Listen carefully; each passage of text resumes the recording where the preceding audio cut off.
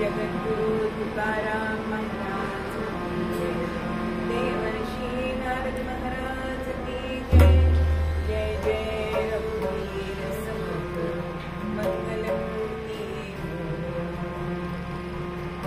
यदा यमोदरं मे सतां प्रद्युम्न ददानं मे दयालं लम्बोदरं ददामि शारदा शारदां सर्वदा सर्वदा सात्वं सन्निधिं सन्निधिं नमस्तस्मै भगवते नारदाय महात्मने वामं क्रोधहीनाय प्रभवाय गुरुर्ब्रह्मा गुरुर्विष्णुः गुरुर्देवो महेश्वरः गुरुः साक्षात् परब्रह्म तस्मै श्री गुरवे नमः। नमो जगन्मारुते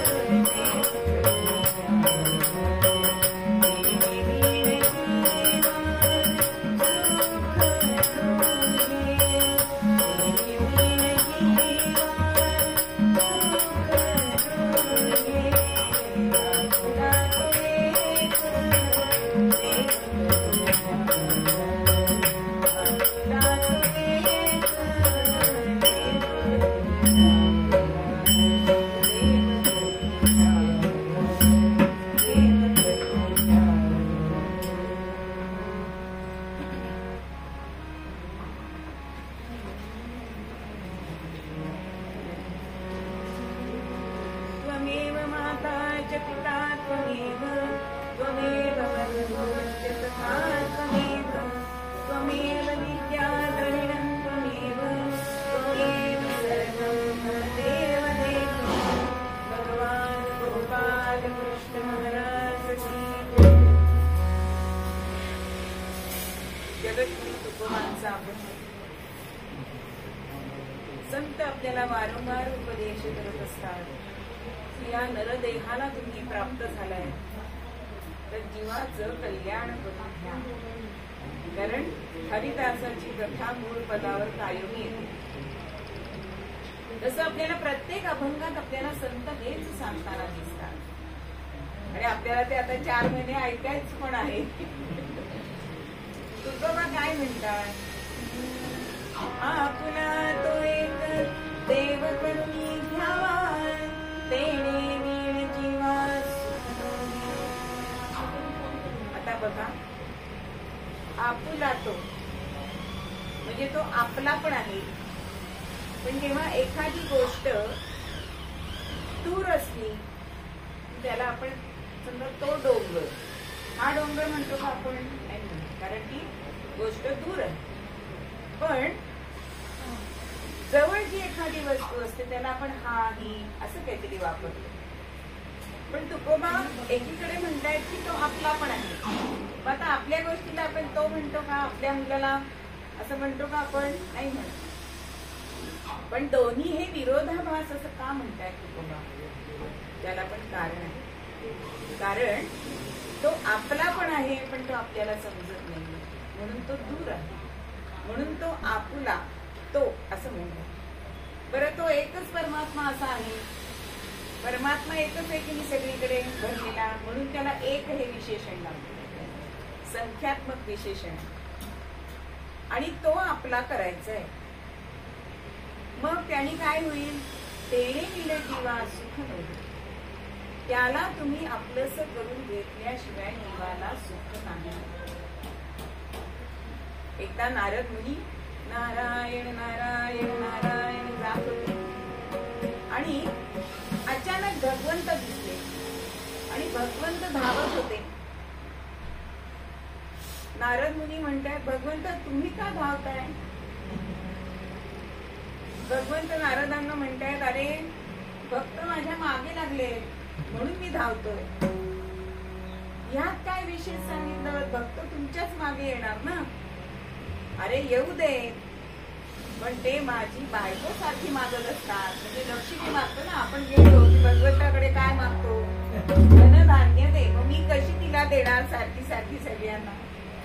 म्हणून तू मला अशा ठिकाणी लपव की मला ते शोधता येणार, त्यांना शोधता येणार नाही। जे आपण 2-3 पूर्वरंग बघितले की चराचरामध्ये भगवंत भरलेला आहे, त्याला कुठे लपवणार? तसं नारद म्हणताय की भगवंता तुला कुठे लपवायचं? नाही, अगदी 1 BHK मला असलं तरी चालेल, अगदी छोटी जागा असली तरी चालेल, पण तू मला कुठेतरी अशी जागा शोधून दे। आता मी काय असा धंदा करत नाहीये, नारद मुनी म्हणतायत की 2% मला दिले तर मी तुला जागा शोधून देईन, पण भगवंता जरा मला विचार करू दे, तू म्हणतोस म्हणजे अशी कुठेतरी जागा असणार आहे। आणि मग एकदम युरेका झाल्यासारखं नारद मुनींना आठवतं की भगवंता एक जागा अशी आहे, मिळाली कुठे? अरे तू माणसाच्या मनात राहू शकतोस, हृदयात राहू शकतोस। मग अशा माणसाला तो हृदयात राहिला की तो तुझ्याकडे येणारच नाही, कारण तो तुला हृदयात बसलेला आहे, त्यांना माहितीच नाहीये ना, म्हणजे ते तुला शोधायला येणार नाही। म्हणून तेव्हापासून नारदांनी ही जागा दाखवली आणि भगवंत माणसाच्या हृदयात राहायला लागला। मग असा हा भगवंत आपल्यापाशी आहे, तो आपला आहे, पण तो आपल्याला दूर वाटतोय, म्हणून आपण कुठे शोधिशी काशी, कुठे शोधिशी रामेश्वर, अशी आपली अवस्था आहे। आपण तीर्थक्षेत्री जातो, तिथे त्याला शोधतो, पण तो आपल्याच हृदयात आहे, म्हणून आपण अंतर्मुख होत नाही तोपर्यंत तो आपला जो भगवंत आहे तो आपल्याला दिसणार नाही. मग भगवंत असा जर आपल्या हृदयात बसलेला आहे तर त्याला शोधायला पाहिजे. मग भगवंत आपल्याला सुख देत असतो. मग हे सुख देत असतो म्हणून माणसाला सुख कायम हवं असतं. त्याचा सगळा जन्म सुख शोधण्यामध्येच जातो. बघा, एकही मनुष्य असं म्हणणार नाही की मला दुःख हवंय. म्हणजे संत म्हणताय देव घ्या हो, देव घ्या हो, पण देव कुणाला नकोय, पण सुख हवंय की नाही. मग आपल्याला सुख का हवं असतं असा आपण जर कधी विचार केला तर प्रत्येक गोष्ट ही आपल्या मूळ स्वरूपाकडे जात असते. आता हिमालयात उगम पावणारी गंगा किंवा अनेक नद्या डोंगरावरून उगम पावतात, पण त्या शेवटी कुठे जातात हो? समुद्राला भेटायला किंवा समुद्राशी विलीन होण्यासाठी, एकरूप होण्यासाठी जातात. मग त्या का जातात समुद्राकडेच? कारण त्यांचं मूळ स्वरूप हे समुद्र आहे. कारण आपण लहानपणी शिकलेलो आहोत, समुद्राच्या पाण्याची वाफ होते, मग ती हलकी होऊन वर जाते, ढग त्याचे तयार होतात, मग डोंगर त्याला अडवतात, मग पाऊस पडतो. म्हणजे असं करत त्या नद्या तयार होतात. म्हणून समुद्राला त्या भेटायला जातात. म्हणजे मूळ स्वरूप हे त्यांचं समुद्र आहे, म्हणून त्यांची ओढ समुद्राकडे आहे. तसं आपली ओढ ही सुखाकडे का असते? कारण भगवंत हा सुखरूप आहे आणि त्याचा अंश आपण आहोत, म्हणून आपली ओढ सुखाकडे आहे. म्हणून प्रत्येक माणसाला सुख हवं असतं. त्याशिवाय ज्ञान सुद्धा हवं असतं आणि अस्तित्व हवं असतं. बघा, अगदी लहान मूल सुद्धा घरामध्ये त्याला त्याची अस्तित्व, त्याची जागा हवी असते. कारण भगवंताचं अस्तित्व हे जगभर पसरलेलं आहे आणि भगवंत ज्ञानी पण आहे. म्हणून आपल्या म्हणजे जीवाला सुख हवं असतं, अस्तित्व हवं असतं आणि ज्ञान हवं असतं. म्हणून ह्या तिन्ही गोष्टी मिळवण्यासाठी आपण आयुष्यभर झटत असतो. पण खरं सुख मिळतं का हो? नाही. कारण बघा, एक साळींदर असते. कशी असते साळींदर? असंख्य तिच्या अंगावर काटे असतात, पण ते काटे तिला बोचतात का? कारण ते तिचं स्वरूप आहे. पण तिचं चालताना जंगलात तिच्या पायात काटा गेला तर तो तिला चालत नाही. आता अंगभर काटे आहे, पण पायात गेलेला काटा चालतो का? नाही. कारण अंगावरचे काटे आहेत ते तिचं स्वरूप आहे आणि जो पायात गुंतलेला काटा आहे तो तिचं स्वरूप नाही, म्हणून तो दुःख रूप आहे.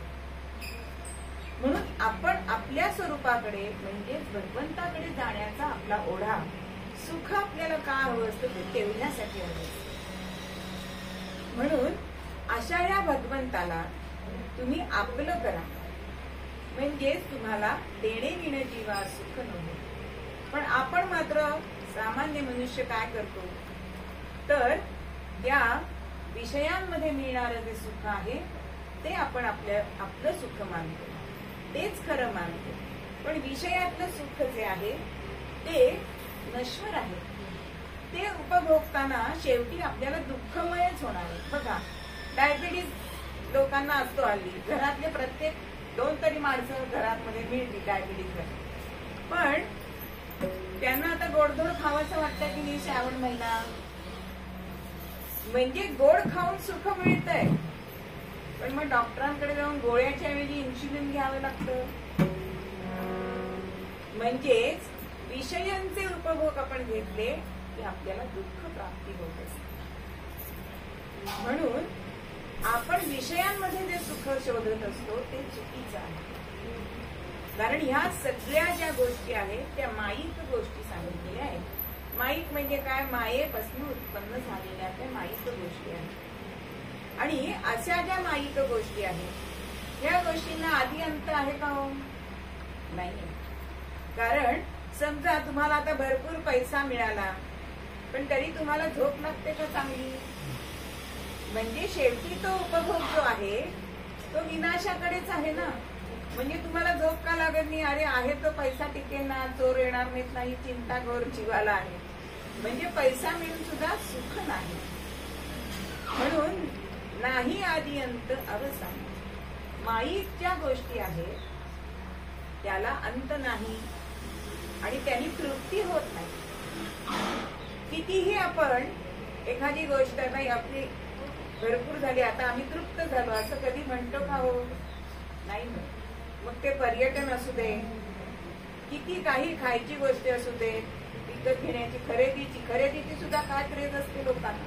नको असलेली सुद्धा त्याला खरेदी करत बसतात की नाही. म्हणजेच माईक गोष्टीमध्ये जे विषयी लोक, जे विषयी आहेत त्यांच्यामध्ये जे आपल्याला सुख मिळतं त्यांनी आपली तृप्ती होत नाही, उलट ती तहान वाढतच जाते. म्हणून माईक ज्या गोष्टी आहेत त्या तुम्ही टाळा. म्हणून या माया नदी कशी आहे हो, कवी वर्णन करतात. माया नदी करवेना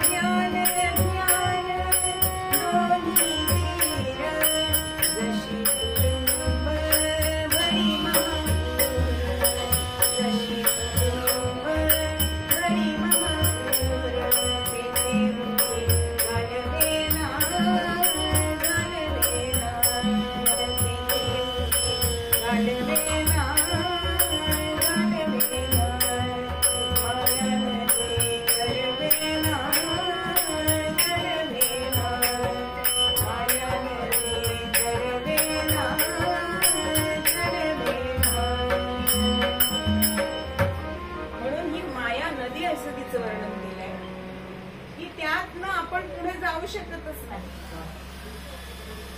मग ही नदी कशी आहे हो? ज्ञान अज्ञान दोन्ही तीर. माया नदीचे दोन तीर सांगितले, ते ज्ञान आणि अज्ञान सांगितले. आणि ही तुडुंब भरून वाहतीये, पूर आलाय तुला. म्हणून आपण त्या मायेमध्ये सतत बसत असतो. पण आपलं हरिपदी मन लागतं का? या मायेच्या पोटी आपण हरीशी एकरूपच होऊ शकत नाही. म्हणून भगवंताला जर तुम्हाला आपलंसं करायचं असेल तर या माईक गोष्टी आहेत तुम्ही बाजूला सारा, त्याच्यामध्ये लिप्त होऊ नका असं तुकोबा आपल्याला सांगतो. मग असं जर आहे तर आपण हरीला आपलं करायचं कसं, हा आपल्याला प्रश्न पडतो. बघा आता मासा हा पाण्यात राहतो बघा, पण त्याला तहान लागली त्याला पाणी पिता येत नाही. म्हणजे पाण्यात राहून तहान लागली तर त्याला तो उलट्या झाल्याशिवाय त्याच्या तोंडात पाणी जातं. तसं आपण अंतर्मुख झाल्याशिवाय आपल्याला आपला भगवंत दिसणार नाही आपल्या हृदयात. मग आता हा भगवंत आपलासा करायचा आहे. आपण सूत्र श्लोकात सांगितलंय की तूच माझी माता, तूच माझा पिता, सगळं काही तूच आहेस. पण ही भावना आपल्या मनामध्ये रुजायला पाहिजे. मग असा हा भगवंत आपला करायचा आहे. आता आपण एखाद्या व्यक्तीला आपलं करायचं काय करतो? 6 गोष्टी आपण आचरणात आणतो. ददाति प्रतिगृह्णाति गुह्यामाख्याति पृच्छति भुक्ते भोजयते चैव षड्गुणं प्रीतिलक्षणं. भगवान गोपाल कृष्ण महाराज की जय. एखादी गोष्ट गोष्ट किंवा एखादी व्यक्ती आपल्याला आपली करायची तर आपण 6 गोष्टी करतो की म्हणजे आपण त्याला काहीतरी देतो, त्याच्याकडनं घेतो. बघा, नुसती बरोबर भेट होते. समजा फिरायला तुम्ही दररोज जाताय, दुसरी बाई सुद्धा फिरायला दररोज येते. पहिली आपण काय होतो, नेत्र भेट होते. मग हळूहळू त्या गोष्टीची सवय व्हायला लागते. मग असं वाटतं की अरे आज ह्या आलेली दिसत नाहीयेत, नावगाव माहिती नाही, पण आपल्या मनात येतं की नाही की आज ह्या दिसत नाहीयेत. बरं, 4 दिवस नाही दिसल्या की आपण 5व्या दिवशी दिसल्यानंतर विचारतो कुठे होतात, नावगाव काही माहिती नाही. पण अशी हळूहळू आपली ओळख वाढत जाते. अगदी कीर्तनातनं सांगते, ह्या गुरुची ह्या बहिणी बसतात, माझं नजर तिथे जाते ना. म्हणजे ह्या कीर्तनाच्या निमित्ताने आपण सुद्धा एकमेकांची एकरूप होतोय. म्हणजेच पहिली गोष्ट आपण ओळख वाढवण्याचा प्रयत्न करतो. मग हळूहळू नाव विचारतो. मग कधीतरी आपण एका बाकावर बसतो आणि ती बाई पण त्याच बाकावर बसते आणि मग बोलाचाली सुरू होते. मग नावगाव पुस्तक, कुठे राहता विचारतात, पत्ता विचारतात. मग हल्ली फोन नंबर विचारतात. म्हणजे देवघेव सुरू होते. आपला पत्ता आपण देतो, त्यांचा पत्ता आपण विचारतो. ददाती प्रतिगृह्णानी गृह्णाती. म्हणजेच अशी देवघेव सुरू झाली की आपलेपणा वाढतो. आणि मग हळूहळू इतकी ओळख होते की कधीतरी आपण श्रावणी शुक्रवारी त्या बाईंनाच आपण शवासनं बोलवतो. आता ओळख झाली. म्हणजे हळूहळू त्यांना आपल्या मध्ये आपण त्यांना घ्यायला लागतो. मग त्यानंतर आपण ओटी भरताना बोलताना आपण काहीतरी विचारपूस करत असतो. त्यात त्या बाईंना काय आवडतं हे आपण विचारतो आणि एक कापडाच्या ऐवजी पिशवी म्हणा असं काहीतरी देतो. ती ओळख वाढत जाते, वाढत जाते. ती मैत्रीमध्ये होते. आणि मग गुह्यामाख्या ती पृच्छते. इतकी ओळख होते की आपण आपल्या मनातलं गुह्य हे आपण त्यांना सांगायला लागतो. म्हणजे आपलेपणा वाढला की हे सगळं होतं. आणि मग शेवटचं सांगितलंय की भुकते आणि भोजयते. तुम्ही पण त्यांच्याकडे भोजनाला जाता, त्यांनाही तुम्ही बोलवता.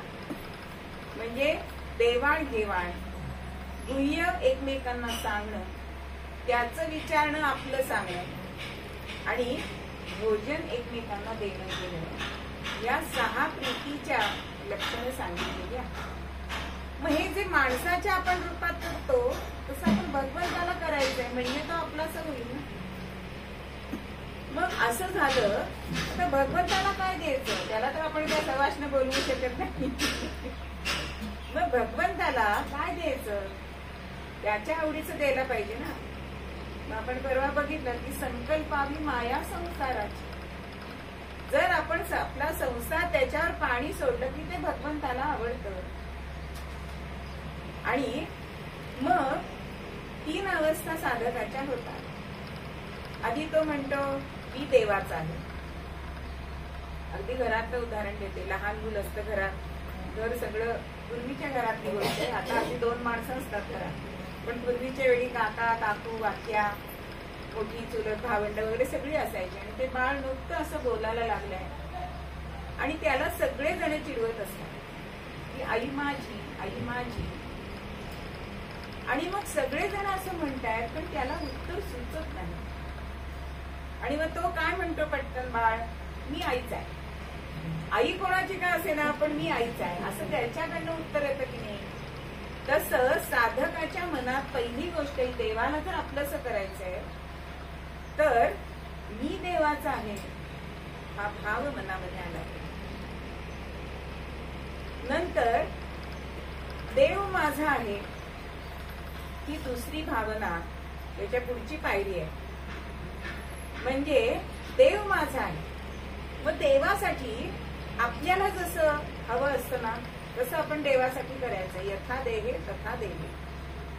आपल्याला समजा ताट वाढलेलं आहे, आपल्याला एकात एक पदार्थ गेलेले चालतात का? दह्याचं पाणी कोशिंबीर गेलं तर चालत नाही. मग देवाला मात्र आपण कसंही ताट वाढलेलं चालेल का? मग जे आपल्याला आवडणार नाही ते देवासाठी करायचं नाही. म्हणजे देव माझा आहे हा त्याचा भाव आहे. आणि त्याच्यातली तिसरी पायरी आणि जी महत्वाची आहे की देव आणि मी एकच आहोत. म्हणजे तिथे अद्वैत आहे.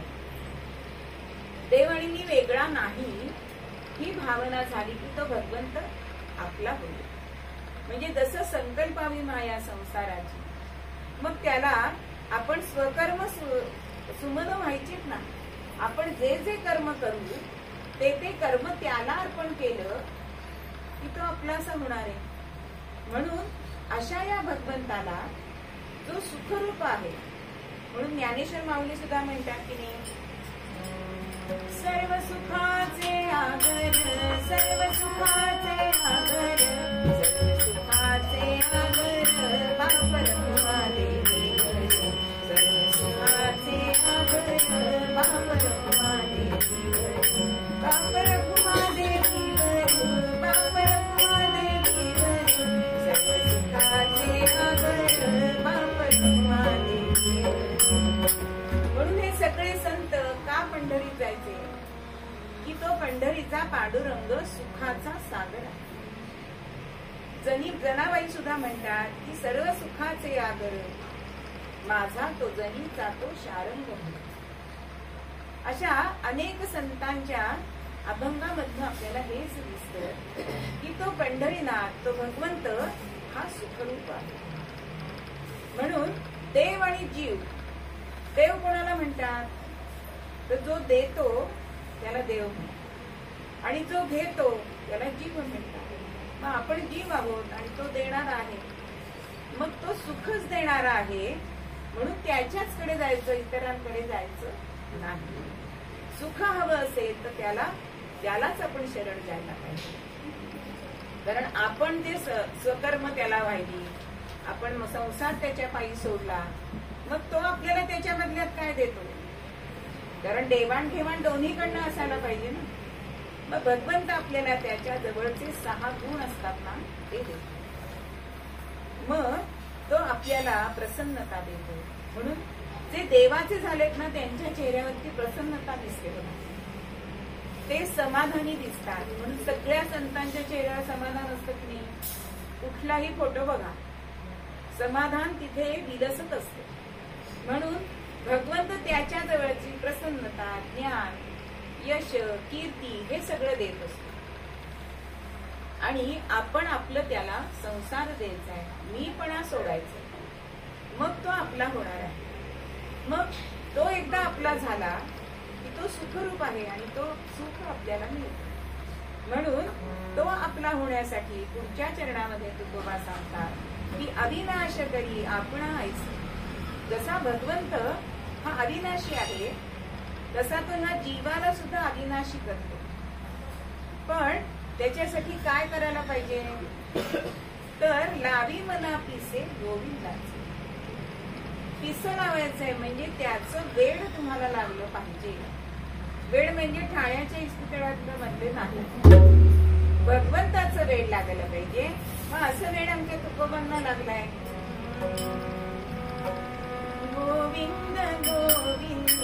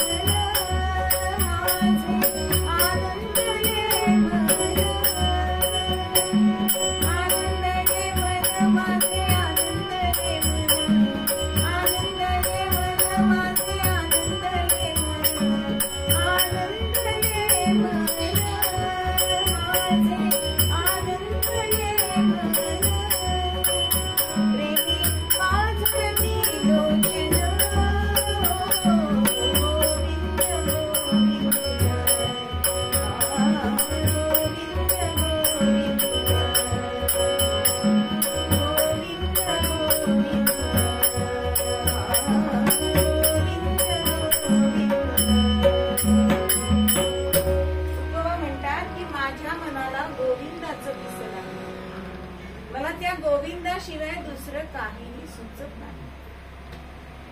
मग जेव्हा भक्त त्याच्याशी एकरूप होतो तेव्हा त्याला असं पिसं लागतं. आणि मग काय होतं तर भक्ताचे अष्टसात्विक भाव हे जागृत होतात. मग अष्टसात्विक भाव म्हणजे काय तर त्याला काव्य स्फुरायला लागतं, त्याच्या डोळ्यातून नकळत पाणी व्हायला लागतं, त्याचं अंग शहारतं, तो नृत्य करू लागतो. अशा अनेक गोष्टी त्याच्या हातून नकळत होतात. आणि असं पिसं जर भगवंताचं लागलं तर तो आपल्याला त्याच्यासारखी करतो. म्हणून ह्या भगवंताला आपण आपलंसं करायचंय ते त्याला आपण 5 भावांनी करू शकतो. पहिला म्हणजे वात्सल्य भाव. वात्सल्य भावाने भगवंताला आपलंसं कुणी केलंय तर आमच्या यशोदा मातेने केलंय की भगवंताच्या साठी तिने अंगाई गीत गायली, त्याला मांडीवर निजवलंय, त्याचे हट्ट पुरवले. म्हणून आई जे करते आपल्या मुलासाठी ते आपण भगवंतासाठी करायचंय, त्याला वात्सल्य भाव असं म्हटलं जातं. एक म्हातारे आजीबाई होत्या आणि त्या गोपाल कृष्णाला आपला नातू समजत असत आणि दररोज त्याला मुगाची खिचडी जेवायला घालायची. मग ती कधी शिळी असली तरी चालेल, पण त्यांना ती खिचडी गोपाळ कृष्ण समजून नातवाला भरवायला आवडायची. आता एक जण कोणतरी घरी येतात आणि म्हणतात हे काय तुम्ही त्याला कृष्ण समजून घालता आणि शिळी घालता खिचडी.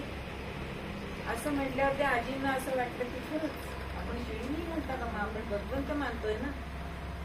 आणि त्यांनी ती खिचडी घालायची बंद केली. अगो पण त्यांचा जो भाव होता तो भाव इतका श्रेष्ठ होता की त्या माणसाला भगवंतानी दृष्टांत दिला की मी उपाशी राहतोय, त्या आजींना सांग शिळी तर शिळी पण मला खिचडी खायला. असा वात्सल्य भाव जर आपल्या ठिकाणी असेल तर तो भगवंत आपला होऊ शकतो. दुसरा आहे सख्य भाव. भगवंताला आपण मित्र मानून सुद्धा त्याला आपलंसं करू शकतो.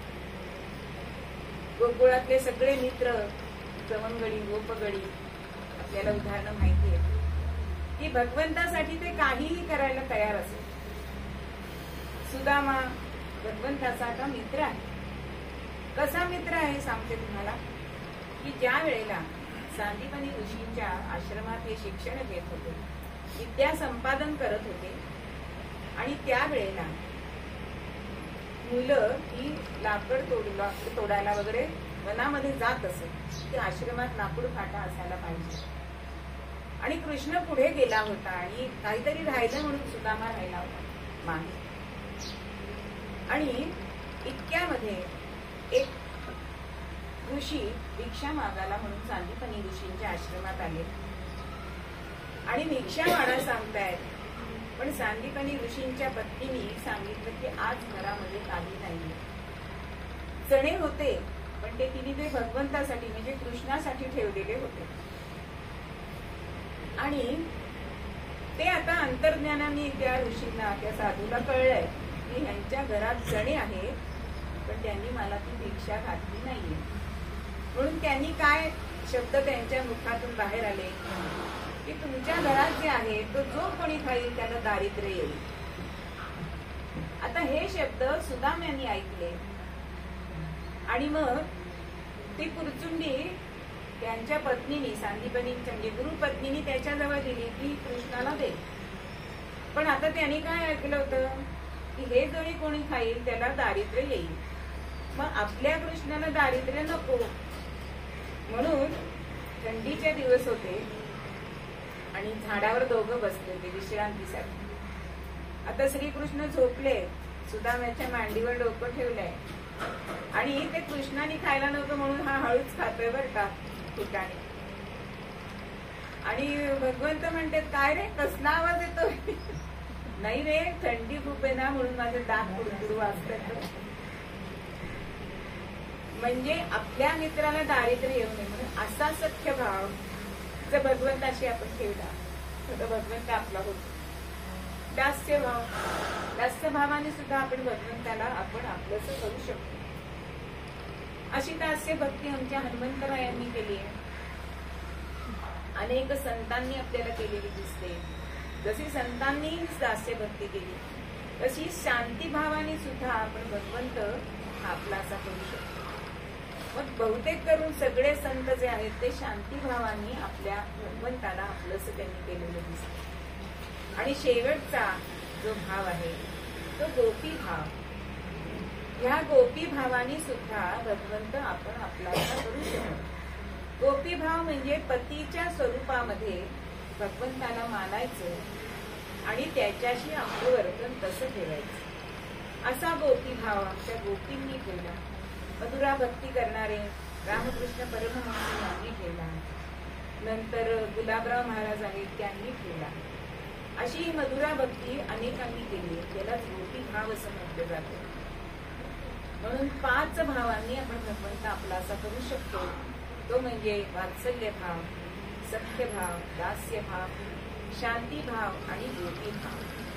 मग असा जर आपण भगवंत त्याला आपला असा केला तर तो आपला नक्की होतो. म्हणून शेवटच्या चरणामध्ये बाबा आपल्याला सांगताय, तुका म्हणे का मरणेची सरे, उत्तम चिवरे कीर्ती मागे. एका मरणाने मरण सरे असं सांगता येते. म्हणजे याच जन्माला आपण आलोय आणि आपण मृत्यू पाहिल्यानंतर आपल्याला पुन्हा मरण येणार नाही, म्हणजे जन्म येणार नाही म्हणून पुन्हा मरण येणार नाही, असा एक त्याचा अर्थ आहे. आणि उत्तमची गती, कारण उत्तम कीर्ती मागे उरे असं सांगितलंय त्यांनी. आज आपण कीर्ती मिळवत नाही, प्रसिद्धी करतो. प्रसिद्धी आणि कीर्ती याच्यामध्ये फरक आहे की नाही? प्रसिद्धी आपली आपली करावी लागते. का बॅनर लागतात बरं सांगा? प्रसिद्धी येते, लोक नाही लावत, पैसे देऊन लावलं जातं. म्हणून प्रसिद्धी ही आपली आपण करतो. पण कीर्ती कशी असते?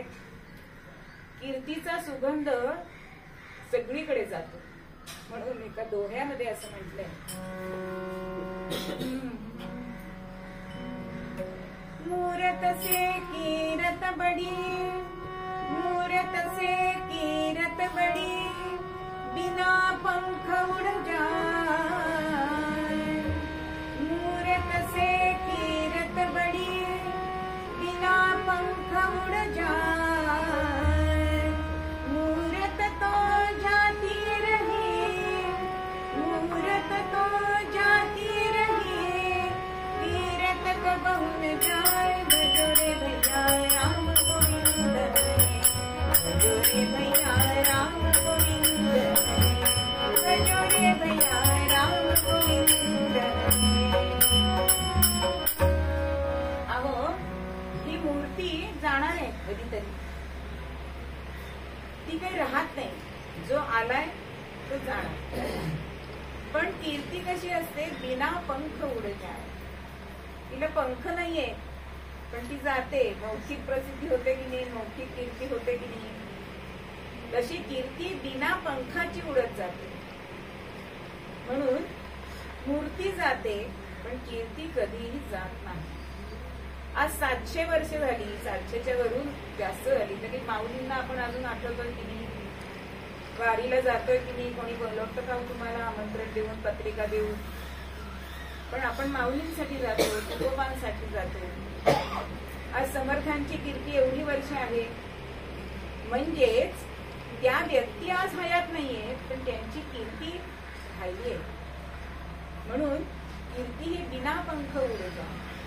म्हणून तुम्हाला तुकोबा सांगतायत की एका मरणेची सरे. तुम्ही एकदा भगवंताचे झालात की येरझार संपते. हा जन्म मरणाचा फेरा तुमचा चुकला जातो. म्हणून जो सुखरूप आहे त्यालाच आपलंसं करा, त्या माईक पदार्थामध्ये पडू नका. कारण शेवटी मनुष्य हा सुखासाठी जीवनभर तडफडत असतो. सुख मिळेल म्हणून दुःख भोगाला सुद्धा तयार होतो. बघा, एखाद्याला बरं नसतं आणि सांगतात की तुमचं ऑपरेशन करायला हवं. आता ऑपरेशनचं दुःख आहे की नाही, पण मला नंतर सौख्य मिळणार आहे मी दोन्ही पायांवर चालू शकणार आहे, मग हृदयाचं ऑपरेशन करायचं दुःख मी सोसे. म्हणजे सुखप्राप्ती असण्यासाठी तो दुःख भोगायला तयार होतो. तसंच माता प्रसूत वेदना सोसते. कशासाठी? अपत्य प्राप्तीचं सुख आहे म्हणून त्या कळा शोधते. म्हणून दुःख हे मनुष्य सुखासाठी सहन करत असतं. पण सुखरूप जर परमात्म्याला आपण जर आपण आपलंसं केलं तर आपल्याला दुःख होणारच नाही. कारण त्याच्याजवळ दुःख नाही, त्याच्याजवळ अपयश नाही. म्हणून तुकोबा मूळ पद्यामध्ये आपल्याला हेच सांगतात की आपुला तो एक देव करून घ्यावा, देणे विण जीवा सुख. आपुला तो एक देव करून घ्यावा, आपुला तो एक देव करून घ्यावा, देणे विण जीवा सुख दोहे, देणे विण जीवा सुख दोहे. आपुला तो एक देव करून घ्यावा, आपुला तो एक देव करून घ्यावा.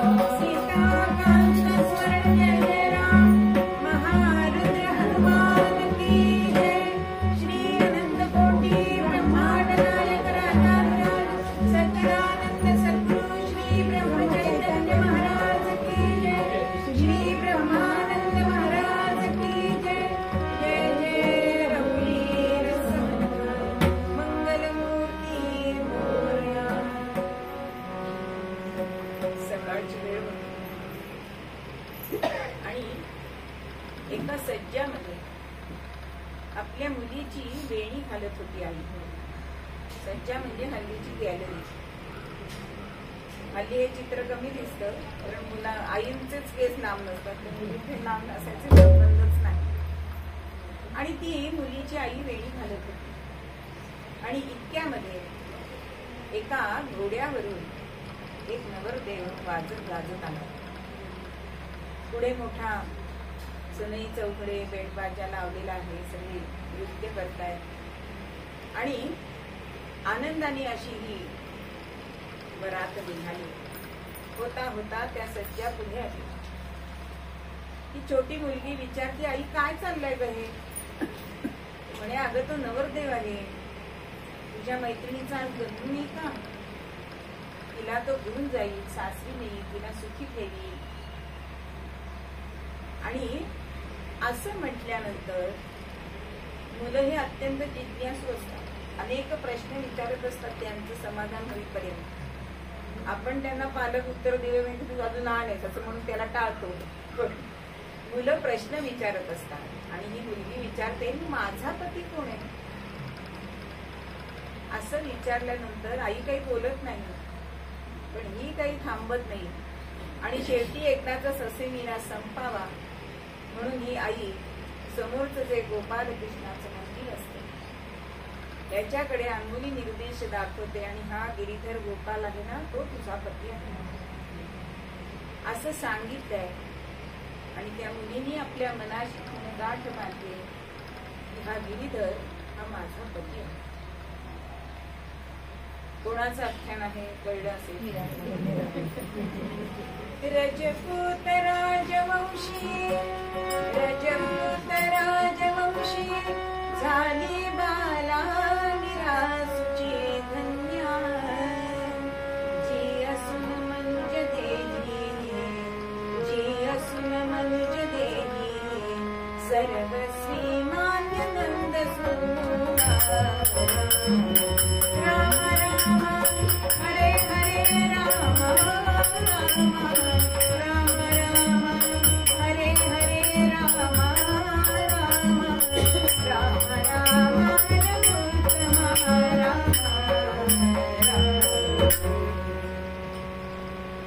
1503 साली जन्म झाला. रतनसिंह तिचे वडील आणि कुंवरबाई तिची आई. अशी रजपूत वंशामध्ये जी जन्माला आली अशी ही मीरा लहानपणापासूनच वेगळी होती. लहानपणी आपली मुलं जशी खेळ खेळतात तशी ती कधीच खेळली नाही. ती पनहारी नावाचा खेळ खेळायची. म्हणजे स्वतः गवळण व्हायची, समोर एखादी कृष्णाची मूर्ती ठेवावी, आपल्या मित्र मैत्रिणींना बोलवावं, त्यांना पण गोपी करावं. मग आपण यमुनेवर पाणी आणायला जातोय आणि मग असा खेळ खेळत खेळत मग ते प्रसाद वाटायचा, ताला करायचा, असे तिचे खेळ. अत्यंत भगवंताशी, ह्या श्रीकृष्णाशी एकरूप झालेली अशी ही मीरा. भक्तीची आवड आहे म्हणून तिच्या आजोबांचं तिच्यावर फार प्रेम होतं. आणि म्हणून अनेक प्रवचनकार, साधू, संन्यासी हे आपल्याकडे ते बोलवत असत आणि पुराण सांगायला सांगायचे तिच्यासाठी. आणि मग ही ते पुराण ऐकताना मध्येच म्हणायची, अहो हे तुमचं सांगायचं राहिलं.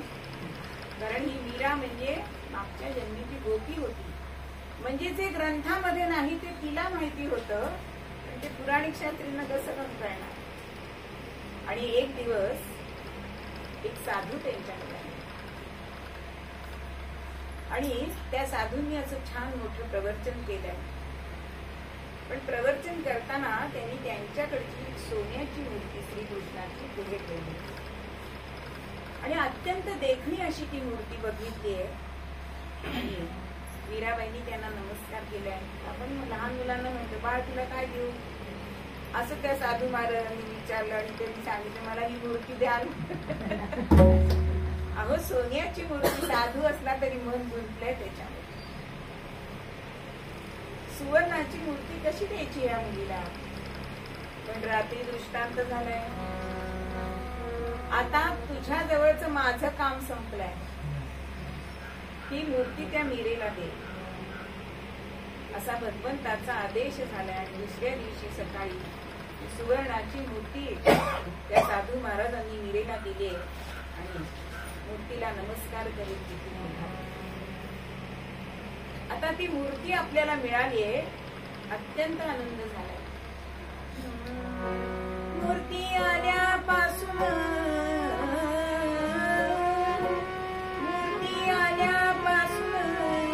मीरा करी देवतार्जन, श्रीकृष्णाशी झाले संलग्न मन, विषय दूर पळाले.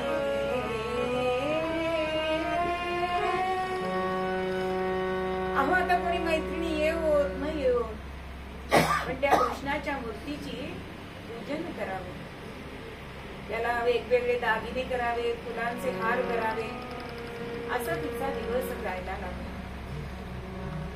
थोडी मोठी होती आणि समोरच्याच देवळामध्ये ती जायला लागली. अनेक साधू संन्यासी इथे येत असत आणि त्यांच्याशी आध्यात्मिक चर्चा सुद्धा मीराबाई करत असत. आणि एक दिवस रतनसिंह म्हणजे तिचे वडील या देवळात गेले आणि कारण बराच काळ भगवंताशीच ती रममाण असायची. मग आता घरी काय सांगायचं तर तारी सांगू, म्हणून तो सांगायला गेलाय की तुझा आता विवाह करण्याची तू योग्य वय झालेला आहे. तर ही म्हणतेय की माझा विवाह झालाय. आता राजाला असं वाटतं या साधू संन्यासांपैकी कोणाशी केलं की काय विवाह, कोण आहे तुझा पती. तेव्हा ती राजाला उत्तर देते, कांतये मेरो श्याम कन्हैया, कांतये मेरो श्याम कन्हैया,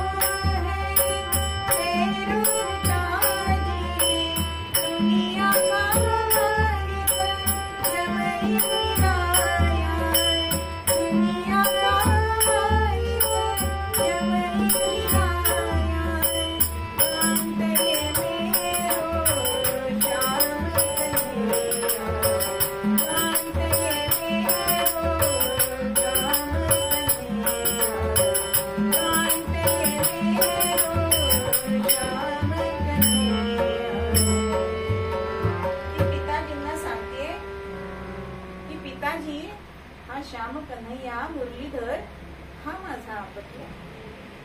तुमचं एवढं भाग्य आहे की जगाचा चालक पालक मालक हा तुमचा जावई आहे. एवढं तुमचं भाग्य आहे. पण आपल्या मुलीची योग्यता जाणली नाही आणि तिला म्हणतोय राजा की हा तुझा पती आहे ना, मग तो तुझ्या हातून विडा घेईल. त्याने जर विडा घेतला तर मी समजेन की हा तुझा पिता आहे, पती आहे. आणि मग नववधू सारखा शृंगार केलाय, विडा बनवलाय आणि भगवंताच्या पुढे उभी राहिली आणि विनवणी करते, देवो मोरी विडिया मुकुंद हरी, मोरी विडिया मुकुंद हरी, मोरी विडिया मुकुंद हरी, कब से मिठाड़ी ज्ञान करो मुझ, कब से मिठाड़ी ज्ञान करो मुझ, क्यों ऐसी देर लगी, मोरी विडिया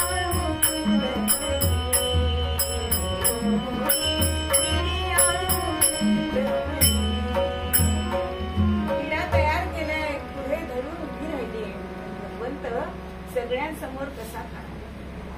म्हणून ती म्हणते, आज माझ्यावर रागवलात का तुम्ही, का माझ्या हातून विडा घेत नाही. किती वेळची मी तुम्हाला विडा घेऊन इथे उभी आहे, पण शेवटी भगवंत आपला असा केलाय आणि भगवंत इथे प्रकट झालाय. म्हणजेच काय झालं, तो विडा त्याच्या मुखातून गेलाय, तो मुखरस त्या मूर्तीतून दिसायला लागलाय, लाल होतो. आणि राजाला खात्री पडली आपल्या मुलीची योग्यता काय. पण हे सगळ्या सामान्य लोकांना कसं पटणार. पूर्वीचे राजे जसे वेश बदलून राज्यामधून फिरायचे आणि जनमत जाणून घ्यायचे, तसं राजा हा वेशांतर करून फिरत असताना राजाच्या कानावर अनेक गोष्टी येत होत्या. कारण सामान्यांना असं वाटायचं की साधू बैराग्यांशी करते का ही दिवसभर. आज ती राजाची मुलगी असेल, पण तिचं बघून आमच्या मुली सुद्धा अशाच केली तर काय करणार. म्हणून राजाने काय करायला पाहिजे ते आपापसात लोक बोलताना राजा ऐकतोय. काय म्हणतात लोक, सत्व मुलीचे घ्याया, सत्व मुलीचे घ्याया, भूपतीने तिला विष मुक्ती द्यावे. राजाने तिला विष द्यावं, पेटवुनी अग्नी, अग्नी पेटवावा आणि त्याच्यात लोटून द्यावं. पण असा आदर्श आमच्या मुलींपुढे नको. राजाचं मन विवल झालंय, पण शेवटी प्रजाहित हे सगळ्यात महत्वाचं आहे. म्हणून आपल्या राणीला तो सांगतोय की आपल्याला मिरेला विष द्यायला पाहिजे. लहानपणी तिची सख्खी आई गेली होती, पण तिला पुढे सावत्राईने वाढवलंय, पुढे जसं लिहिलंय की काकूनी वाढवलंय आणि राणाजीनी त्याला पाठवला. राणाजीने दिधला प्याला, दिधला प्याला जहर विषाचा, प्राशुन अमृतमयती, प्राशन करिता अमृतमयती, झाली विषवल्ली हरिनारी रंगणी मीरा, हरिनारी रंगणी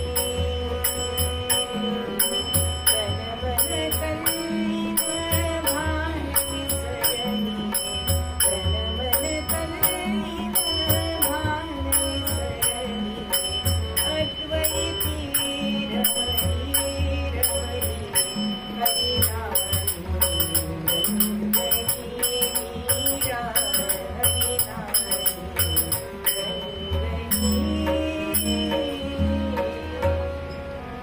विषाचा प्याला घेतलाय, पण भगवंता पुढे ठेवलाय आणि सांगते की तुझा प्रसाद आहे, तुझी इच्छा म्हणून मी हा प्राशन करते.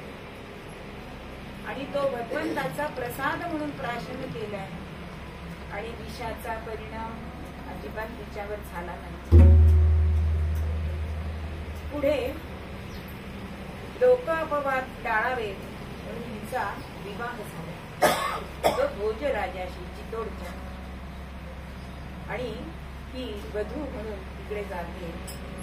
विवाह करून चितोडच्या कीर्तनी, विवाह करून चितोडच्या भोजराज सिंहासी, भोजराज सिंहासी, नववधू म्हणून मीराजी, नववधू म्हणून मीराजी, राजप्रासादासी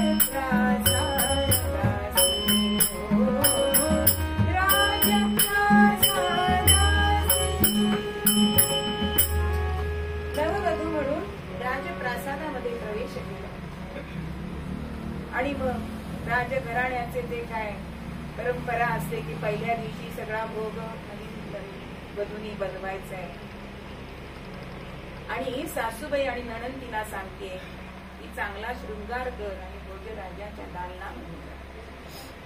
पण ती म्हणते की शील हेच माझा परिधान केलेला मी वेश आहे. भगवंताशी मी नातं जोडलंय आणि हे त्या नंदेला पटत नाही. तिचं नाव होतं उदाबाई.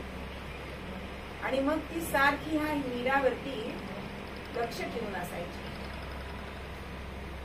मीराचं प्रेम हे भगवंतावर आहे हे भोजराजांनी जाणलंय आणि म्हणून तिला एक छोटेखानी कृष्णाचं मंदिर बांधून दिलं. आणि ती त्या मंदिरामध्ये पूजा अर्चा, भजन, नृत्य हे सगळं चालायचं. एक दिवस त्या महालाचं तिने दार बंद केलं आणि कान लावलेली उदाबाई ऐकते की मीराबाई कोणाशी तरी बोलते. म्हणून तिने भोजराजाला बोलवून आणलं. बघ बघ कोण असेल आतमध्ये. आणि एखादी गोष्ट पुन्हा पुन्हा सांगितली तरी वाटायला लागते. आणि तसं ह्या भोजराजाचं झालं. पण मीराबाई कृष्णाशी संवाद करते. जाने दे घर श्याम मुरारी, जाने दे घर श्याम मुरारी, जाने दे घर श्याम मुरारी. सिर पर मटका नीर भरेगा, सिर पर मटका नीर भरेगा. कर छोड़ो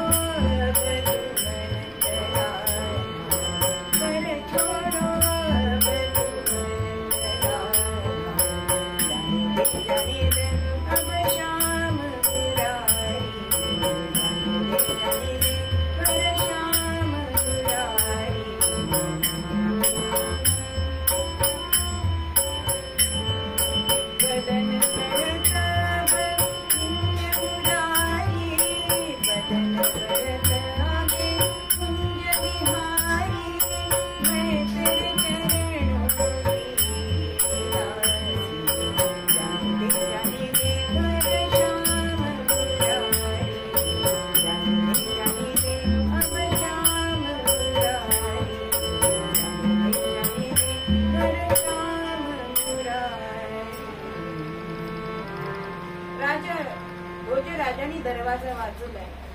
तिने दरवाजा उघडलाय तर ती भगवंतापुढे नृत्य करत होती आणि त्याला म्हणत होती की आता मला घरी जाऊ दे. आता एक पाऊल सुद्धा तू पुढे टाकू नकोस. म्हणजे भगवंताशी संवाद कसा करावा हे आपल्याला मीरेच्या चरित्रातून कळत. पुढे भोजराजा हा युद्धामध्ये कामी आहे आणि आता ही जगाच्या दृष्टीने विधवा झाली. म्हणून सासऱ्यांनी सांगितलंय की उत्तर प्रदेशामध्ये होळी हा सण हा मोठा मानला जातो आणि तू आता रंग खेळायचे नाहीस. म्हणून हिला वरती गच्चीमध्ये ठेवले. पण भगवंत हा तिचा पती असल्यामुळे भगवंतांनी प्रत्यक्ष तिच्या अंगावर रंग टाकले असा उल्लेख तिच्या चरित्रामध्ये आपल्याला दिसतो. मग पुढे तिचा दीर हा गादीवर आलाय आणि असं म्हटलं जातं की त्याला मीरेची प्रसिद्धी आवडत नव्हती. कारण तिचा आता भजन ही सगळीकडे मुखामध्ये सगळ्या लोकांच्या बसली. आणि म्हणून तो काय करतो, पूजेसाठी जो पाठवलेला हार असतो त्या टोपलीमध्ये मोठा असा भुजंग तो पाठवतो. पण मीरेचा स्पर्श त्याला झाला आणि तो खरंच फुलांचा हार होतो. कित्येक वेळेला काही जणांनी तिच्यावर अतिप्रसंग सुद्धा केलेला आपल्याला दिसतो. तेव्हा जसा पती आपल्या पत्नीची रक्षा करतो तसं देवळामध्ये असेच काही आलेले लोक साधूचा वेश घेतलाय आणि देवळामध्ये येत आहेत. पण त्यांना भगवंतांनी पळवून लावलेले असते. म्हणजे जो मधुरा भक्ती तिने आपला भाव कसा ठेवला भगवंतावरती, तर पतिभाव ठेवला. पतीच्या स्वरूपात त्याला बघितलं आणि म्हणून ह्या कृष्णाने सुद्धा पतीची सगळी कर्तव्य तिच्या बाबतीत आपल्याला केलेली दिसतात. पुढे तुलसीदासांचा तिला आदेश आलाय की आता आपण हा सगळा राजउपभोग सोडावा आणि भगवंताच्या भक्तीचा प्रसार आणि प्रचार हा आपण करावा. म्हणून ती सगळं राजपाट त्याग करते आणि निघते.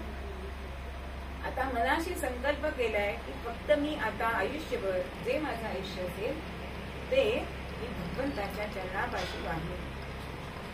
आणि मग ती तिथून वृंदावन मध्ये जाते, द्वारकेला जाते, अनेक ठिकाणी आपल्या या कृष्ण भक्तीचा प्रसार आणि प्रचार करते. आणि मुखाने मात्र म्हणत असते, श्री गिरीधर आगे नाचूंगी, श्री गिरीधर पिता, श्री गिरीधर आगे नाचूंगी, श्री गिरीधर आगे नाचूंगी, नाची नाची कर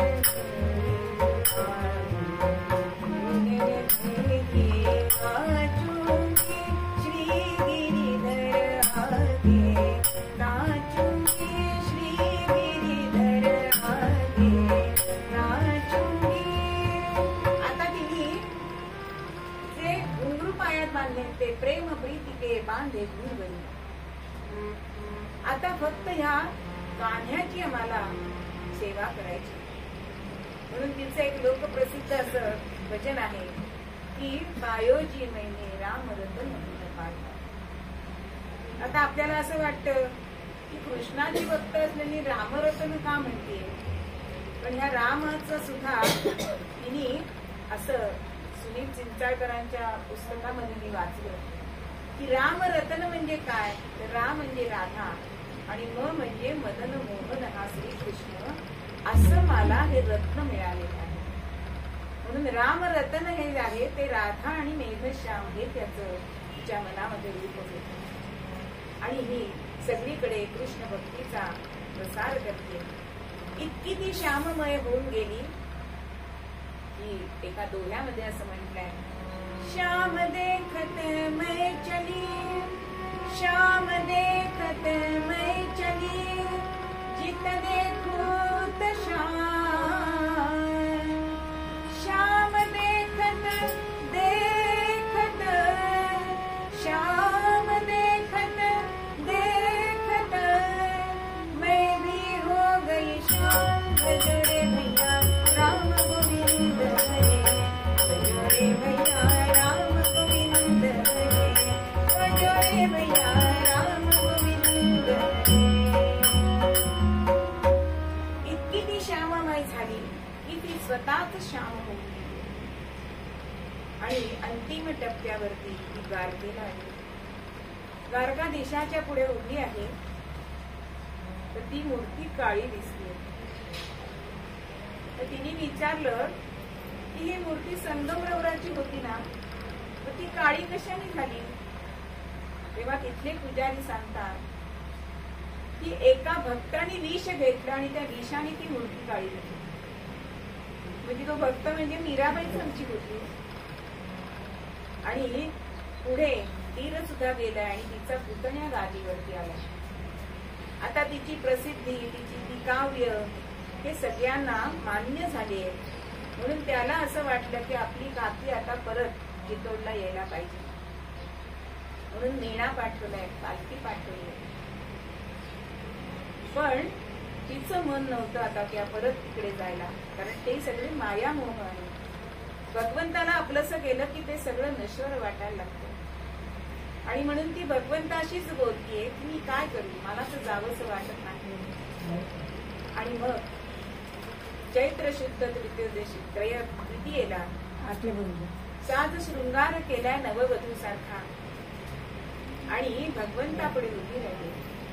त्याचं भजन गातीये आणि त्या गाभाऱ्यामध्ये एक तेजपुंज असा प्रकाश तिथे पसरला. आणि भगवंताच्या हृदयामध्ये तिची प्राणज्योत मालवली. भगवंतानी तिला आपल्यामध्ये सामावून घेतलं. पण आपल्याला तिचं महात्म्य कळावं, तिथल्या लोकांना कळावं, म्हणून तिच्या ओढणीचं एक टोक त्यांनी बाहेर ठेवलं होतं. मग आज जवळ 1580 साली तिचा मृत्यू झालाय. म्हणजे इतकी वर्ष, जवळजवळ 500-700 वर्ष झाली, तरी सुद्धा आमची मीराबाई ती कीर्ती रूपाने उरली नाही. मग तिने जसा हा भगवंत आपलासा केला, पती भावाने केला, तसंच कोणत्याही भावाने जरी आपण भगवंत आपलासा केला की तो सुख आपल्याला देतो. म्हणून शाश्वत सुख जर हवं असेल तर आपुला तो एक देव करून घ्यावा, देणे हिण जीवा सुख नोनी. म्हणून कुठल्याही भावाने भगवंताला आपलंसं करा आणि शाश्वत सुख मिळवा, हेच आपल्याला मूळ तज्ञान हे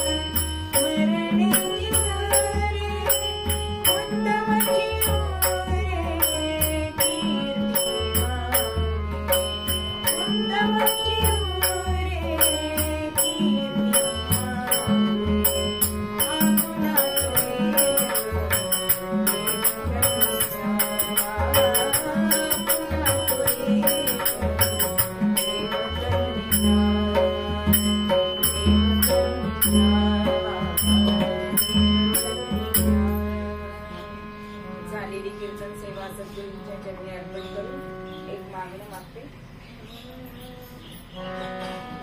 एक मागणी मागाया आले ताई भजना, श्री भगवंता दे भजना, श्री भगवंता दे